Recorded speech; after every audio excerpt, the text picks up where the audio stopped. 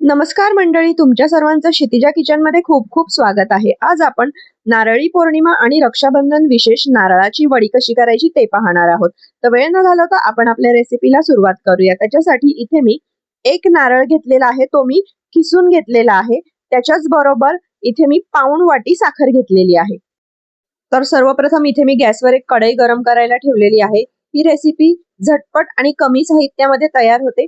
तर सर्वात आधी आपण या कढईमध्ये घालून घ्यायची आहे साखर। तर आता आपण याच्यामध्ये घालणार आहोत थोडंसं पाणी। आपल्याला साखर भिजेल एवढंच पाणी घालायचं आहे, जास्त पाणी घालायचं नाही। तर आपण ही साखर पूर्णपणे पाण्यामध्ये विरघळवून घेणार आहोत। तर साखर पूर्णपणे पाण्यामध्ये विरघळलेली आहे। आपल्याला पाक बनवायचा नाहीये, फक्त साखर पाण्यामध्ये विरघळून घ्यायची आहे। आता याच्यामध्ये हे जे ओलं खोबरं होतं ते आपण घालून घ्यायचं आहे आणि व्यवस्थित एकदा मिक्स करून घ्यायचं आहे। आता याच्यामध्ये मी घालत आहे पाव चमचा वेलची पावडर।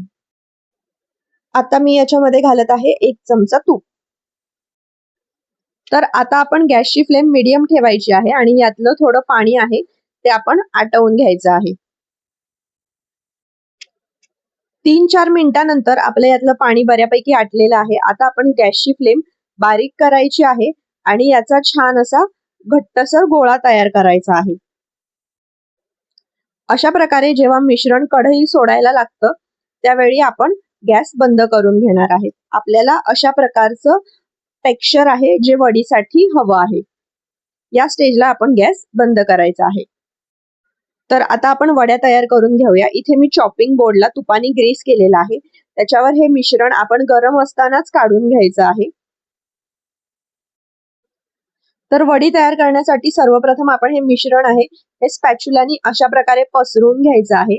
इथे मी स्पॅच्युलाला तूप लावून घेतलेलं आहे जेणेकरून ते स्पॅच्युलाला चिकटणार नाही।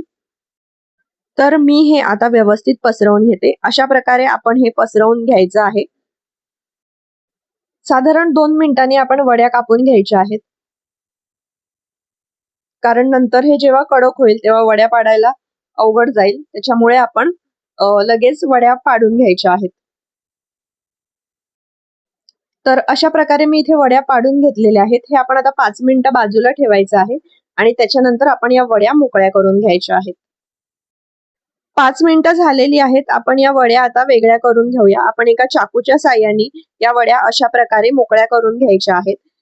खूप झटपट ही रेसिपी तयार होते। सणावारासाठी एकदम उत्तम रेसिपी आहे।